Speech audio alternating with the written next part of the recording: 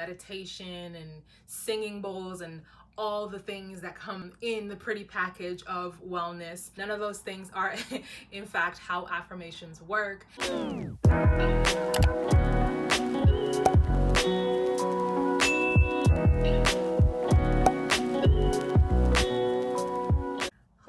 Hello, Ego Diana here. Welcome back to EGO Initiative, where we create self-care systems to help us live our best lives and support our communities without sacrificing our health.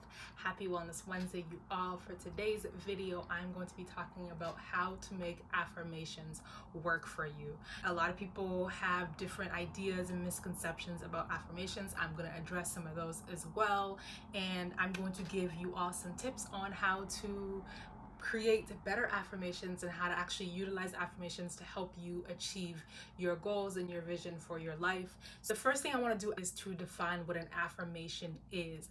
Now, the root word affirm is simply just to state a fact. It is a verb, is to state a fact, or to strongly agree with, or to give supports, emotional supports, so to speak. Some of the general misconceptions about affirmations is that it's essentially just some I am statement. I use I am statements when I am talking to younger people, my youth. I use those as examples, but affirmations are beyond I am statements. Other misconceptions are they don't work, or there's folks on the other side of the spectrum who think that you just say an affirmation and things will magically happen, your dreams will come true.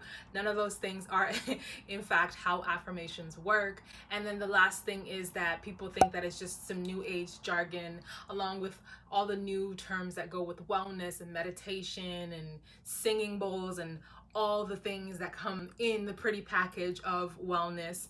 And so I want to share some of my tips on how to change your mindset around these. If you are someone who thinks any of those things that I just mentioned, I am here to support you through that and help you shift your mindset around affirmations and how they can really work for you.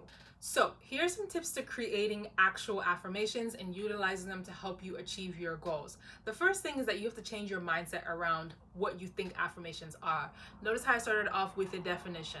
Like I've said in previous videos, I like to define things for myself. So before I try something, I think of what do I define this as? I look up the definition first, obviously, and then I see how it may apply to my life. I encourage you to first decide how you define an affirmation at this point, how it fits into your lifestyle and who you are as a person.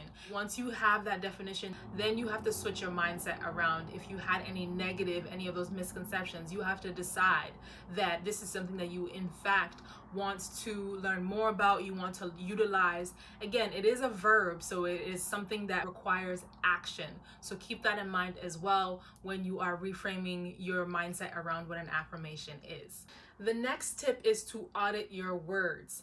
I mentioned that affirmations are a verb, so it requires action. It starts with your thought process and then the words that you are using. So with your affirmations, you want to be mindful of the words that you're using in everyday language as well. So for example, if I am saying an affirmation that I have everything I need to get free, but at the same time I'm walking around saying, oh, I don't have this, oh, I don't have enough money, and I'm complaining all the time, I'm counteracting that affirmation that I'm speaking into my life if I'm also talking about all the things that I don't have. And so making sure that my languaging isn't always talking about the things that I don't have. Change my mindset around, okay, if I don't actually have something, I have access to people who can, help me acquire that thing. And so I do in fact have everything I need. You want to make sure that you audit your languaging, audit your words around everything else, because it will affect the ways that you are working towards the things that you are trying to affirm in your life. The next tip is to speak to what you can do.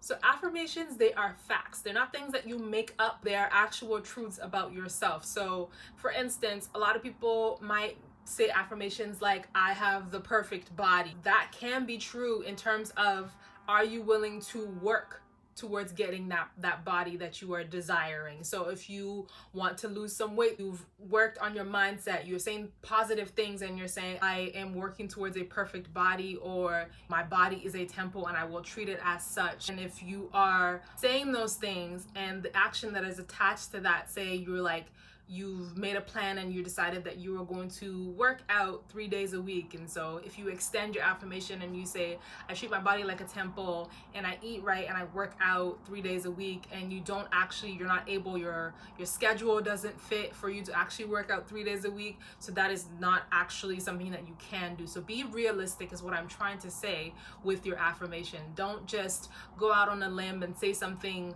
totally out there that you can't actually hold yourself accountable to. Make sure that when you are saying your affirmation, you're actually breaking it down into something that is actually measurable and you can actually hold yourself accountable to as well, and it is realistic for you. So making sure that it is a SMART goal.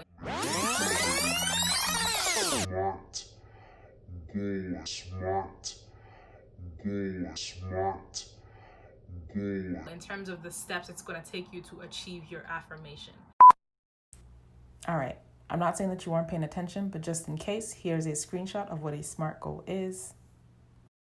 And then the last thing is to be compassionate with yourself. You don't just say an affirmation a couple times and all of a sudden you are what you were affirming. That's not how affirmations work. I think, again, it's going back to the misconceptions of people thinking that you just say something and then it happens. So make sure that you are compassionate with yourself. Some days you're not going to be able to work towards what it is that you're affirming about yourself, and that's okay. Making sure that you get onto it the next day. The last thing to think about is the actual work attached to the affirmations. It's one thing to state it, it is another thing to actually do the work attached to that. So for the folks who think that affirmations are some new age stuff, actually is very connected with believing and having faith, because the scripture says faith without works is dead. And so you can't just utter something and assume that it's going to happen. Yes, the words are powerful. However, when it comes to manifesting your dreams or achieving your goals, it's really important that you're not just saying things thinking that it's just going to happen,